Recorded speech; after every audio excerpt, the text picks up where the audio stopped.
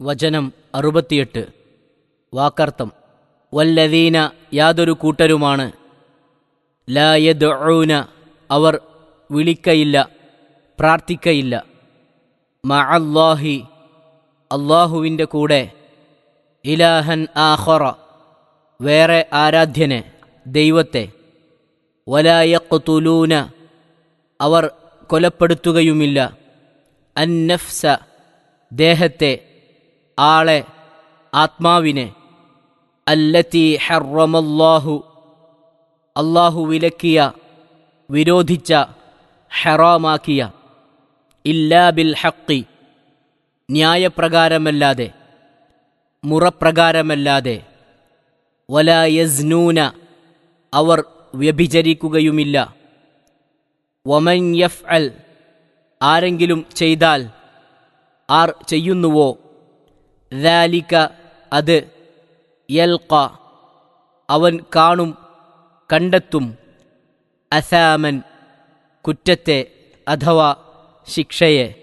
والذين لا يدعون مع الله إلها آخر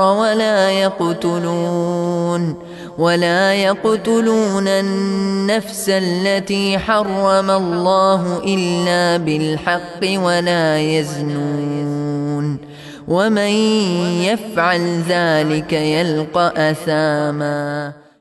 അല്ലാഹുവിനോട് കൂടെ വേറെ ഒരു ആരാധ്യനെയും വിളിച്ചു പ്രാർത്ഥിക്കാത്തവരുമാകുന്നു. അല്ലാഹു വിരോധിച്ചിട്ടുള്ള ദേഹത്തെ അഥവാ ശരിയായ ന്യായപ്രകാരമല്ലാതെ അവർ കൊലപ്പെടുത്തുകയുമില്ല, അവർ വ്യഭിചാരം ചെയ്യുകയുമില്ല. അങ്ങനെയുള്ളവരുമായിരിക്കും ആരെങ്കിലും അത് മൂന്നും ചെയ്യുന്നതായാൽ അവൻ കുറ്റം ചെയ്തതിൻ്റെ ശിക്ഷ കണ്ടെത്തുന്നതാണ്. വചനം 69. വാക്കർത്ഥം: യുദാഅഫ് ഇരട്ടിക്കപ്പെടും, ലഹു അവന്, അൽ അദാബു ശിക്ഷ, യൗമൽ ഖിയാമത്തി ഖിയാമത്ത് നാളിൽ, വയഖ്ലുദ് അവൻ ശാശ്വതമായിരിക്കയും ചെയ്യും, ഫീഹി അതിൽ, മുഹാനൻ നിന്ദ്യനായ നിലയിൽ, അപമാനിക്കപ്പെട്ടവനായിക്കൊണ്ട്. يضاعف له العذاب يوم القيامة ويخلد فيه مهانا. അതായത് ഖിയാമത്ത് നാളിൽ അവന് ശിക്ഷ ഇരട്ടിച്ചു കൊടുക്കപ്പെടും, നിന്ദ്യനായ നിലയിൽ അതിലവൻ ശാശ്വതനായിരിക്കയും ചെയ്യും. 68-69 വചനങ്ങളുടെ വിശദീകരണം. പാപങ്ങളിൽ വെച്ച് ഏറ്റവും വമ്പിച്ചതും ഏറ്റവും ശിക്ഷാർഹവുമാണ് ശിർക്ക്, കൊല, വ്യഭിചാരം എന്നീ 3 പാപങ്ങൾ. ഒരു സാധാരണക്കാരനിൽ നിന്നുപോലും അവ ഒരിക്കലും ഉണ്ടാകാവതല്ല.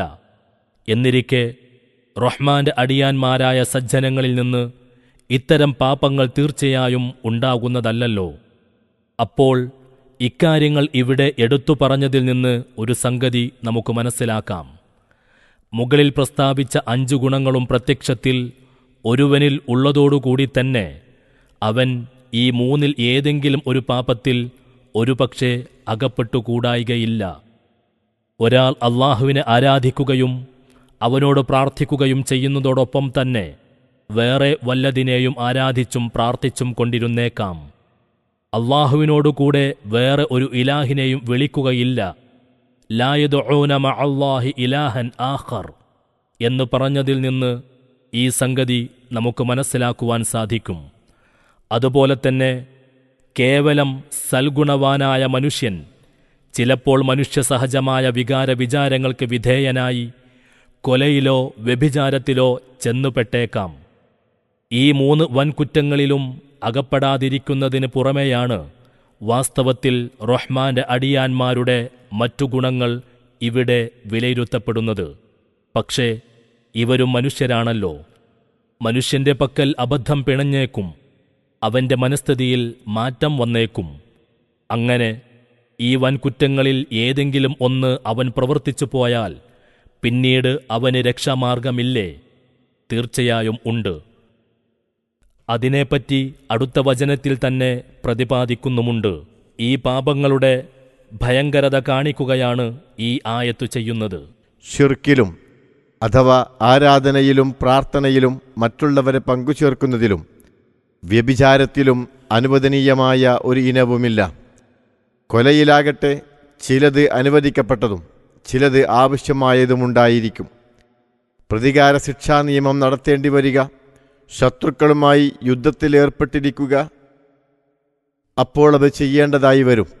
അതുകൊണ്ടാണ് കൊലയെ സംബന്ധിച്ച് പറഞ്ഞപ്പോൾ ന്യായപ്രകാരമല്ലാതെ ഇല്ലാ ബിൽ ഹഖ് എന്ന് പറഞ്ഞിരിക്കുന്നത്. ഈ 3 മഹാപാപങ്ങളുടെ ഗൗരവം എത്രമാത്രമുണ്ടെന്ന് മനസ്സിലാക്കുവാൻ അവയുടെ ശിക്ഷയെക്കുറിച്ച് ഇതേ വചനങ്ങളിൽ തന്നെ അള്ളാഹു പറഞ്ഞ വാക്കുകൾ മാത്രം മതിയാകും. അതിന് ഒരു വിശദീകരണം ആവശ്യമില്ല. എന്നാൽ ഈ 3 മഹാപാപങ്ങളുടെ കൂട്ടത്തിൽ തന്നെ ഏറ്റവും നികൃഷ്ടമായ ഇനങ്ങൾ ഏതാണെന്ന് ഒരു ഹദീസിൽ നബി സല്ലല്ലാഹു അലൈഹി വസല്ലമ വിവരിക്കുന്നത് നോക്കുക. عن ابن مسعود رضي الله عنه قال قلت يا رسول الله أي الذنب أعظم قال أن تدعو لله ندا وهو خلقك فقلت ثم أي قال أن تقتل ولدك خشية أن يطعم معك قلت ثم أي قال أن تزني حليلة جارك فأنزل الله تصديق ذلك والذين لا يدعون مع الله إلها آخر رواه الشيخاني. ഇബ്ൻ മസ്ഊദ് റളിയല്ലാഹു അൻഹു പറയുന്നു, ഞാൻ ചോദിച്ചു, അല്ലാഹുവിൻ്റെ റസൂലേ, പാപത്തിൽ വെച്ച് ഏറ്റവും വമ്പിച്ചത് ഏതാണ്? അവിടുന്ന് പറഞ്ഞു, നിന്നെ സൃഷ്ടിച്ചത് അല്ലാഹുവാണ് എന്നിരിക്കെ നീ അവന് സമനെ വെച്ച് പ്രാർത്ഥിക്കലാണ്. ഞാൻ ചോദിച്ചു, പിന്നെ ഏതാണ്? അവിടുന്ന് പറഞ്ഞു, നിന്റെ സന്താനം നിന്റെ ഒന്നിച്ച് ഭക്ഷണം കഴിക്കുമെന്ന് പേടിച്ച് നീ അതിനെ കൊലപ്പെടുത്തുന്നതാണ്. ഞാൻ ചോദിച്ചു, പിന്നെ ഏതാണ്? തിരുമേനി പറഞ്ഞു, നീ നിന്റെ അയൽക്കാരൻ്റെ ഭാര്യയെ വ്യഭിചാരം ചെയ്യലാണ്. അനന്തരം ഇപ്പറഞ്ഞതിൻ്റെ സത്യവൽക്കരണമായിക്കൊണ്ട് വല്ലദീന ലാ യദ്ഊന എന്ന് തുടങ്ങുന്ന അഥവാ നാം ഇപ്പോൾ വായിച്ചുകൊണ്ടിരിക്കുന്ന ആയത്ത് അവതരിച്ചു. ബുഖാരി, മുസ്ലിം. അല്ലാഹു അല്ലാത്തവർക്ക് ചെയ്യുന്ന ഏതുതരം ആരാധനയും അവരോട് ചെയ്യുന്ന എല്ലാ പ്രാർത്ഥനയും ഷിർക്കിൽ ഉൾപ്പെട്ടതാണ്. എന്നാൽ അല്ലാഹുവാണ് സൃഷ്ടാവെന്ന് അറിയുന്ന ഒരാൾ അവന് മാത്രം പ്രത്യേകമായുള്ള അധികാരാവകാശങ്ങളിലോ വിശിഷ്ട ഗുണങ്ങളിലോ മറ്റാരെയെങ്കിലും അവനോട് സമമായി കൽപ്പിച്ച് അവരോട് പ്രാർത്ഥന നടത്തുന്നത് ഏറ്റവും വലിയ ഷിർക്കാകുന്നു. പ്രാർത്ഥനയാണല്ലോ ആരാധനയുടെ കഴമ്പ്. അതുപോലെ തന്നെ നിയമപ്രകാരമല്ലാത്ത എല്ലാ കൊലയും വൻകുറ്റം തന്നെ. അത് സ്വന്തം മക്കളെയാകുമ്പോൾ ഗൗരവം കൂടുന്നു. അതോടൊപ്പം കൊലയുടെ ഉദ്ദേശ്യം തൻ്റെ സന്താനത്തിന് ഭക്ഷണം കൊടുക്കേണ്ടുന്ന ഭാരവും കൂടി വഹിക്കേണ്ടി വരുമല്ലോ എന്ന ഭയം അഥവാ ദാരിദ്ര്യഭയം ആകുമ്പോൾ അതിലും കൂടുതൽ ഗൗരവപ്പെട്ടതാകുന്നു. കാരണം ഈ ഭൂമിയിൽ ഉണ്ടാകുന്ന ഓരോ ജീവിക്കുമുള്ള ഉപജീവനമാർഗം ഈ ഭൂമിയിൽ അല്ലാഹു നിക്ഷേപിച്ചിട്ടുണ്ട്. അക്കാര്യം അവൻ ഏറ്റുപറയുകയും ചെയ്തിരിക്കുന്നു. അത് ഉപയോഗപ്പെടുത്തുകയും അതിന് പരിശ്രമിക്കുകയും ചെയ്യേണ്ടത് മനുഷ്യൻ്റെ ചുമതലയാണ്. ഈ ചുമതല കഴിയും വണ്ണം നിറവേറ്റുകയും അതിൻ്റെ ലാഭനഷ്ടങ്ങൾ അനുഭവിക്കുകയുമല്ലാതെ മക്കളെ വധിച്ചതുകൊണ്ട് അതിന് പരിഹാരമുണ്ടാകുന്നതല്ല. 1-2 മാത്രം മക്കളുള്ളവരും തീരെ മക്കളില്ലാത്തവരും ദരിദ്രന്മാരായും ധാരാളം മക്കളുള്ളവർ ധനികന്മാരായും നാം സദാ കാണുന്നുണ്ടല്ലോ. ദാരിദ്ര്യത്തെ ഭയന്ന് ജനിച്ചതും ജനിക്കാനിരിക്കുന്നതുമായ സന്താനങ്ങളെ നശിപ്പിക്കുന്നതിൻ്റെ അർത്ഥം സ്രഷ്ടാവിനെയും അവൻ്റെ വാഗ്ദാനത്തെയും അവൻ്റെ കഴിവിനെയും സർവജ്ഞതയെയുമെല്ലാം തന്നെ നിഷേധിക്കലാകുന്നു. ഇവിടെ സന്ദർഭം മറ്റൊന്നായതുകൊണ്ട് ഇതിനെപ്പറ്റി കൂടുതൽ വിവരിക്കേണ്ടതില്ല. 3-ാമത്തെ മഹാപാപം വ്യഭിചാരമാണ്. എല്ലാ വ്യഭിചാരവും വമ്പിച്ച കുറ്റമാകുന്നു. എന്നാൽ അന്യൻ്റെ ഭാര്യയായിരിക്കുക മാത്രമല്ല, തൻ്റെ എല്ലാവിധ ഗുണകാംക്ഷക്കും ബന്ധപ്പെട്ടവനായ അയൽക്കാരൻ്റേതു കൂടിയായിരിക്കുക. അപ്പോൾ വ്യഭിചാരത്തിൻ്റെ ഇനങ്ങളിൽ വച്ച് ഇത് കൂടുതൽ നികൃഷ്ടമായിത്തീരുന്നു.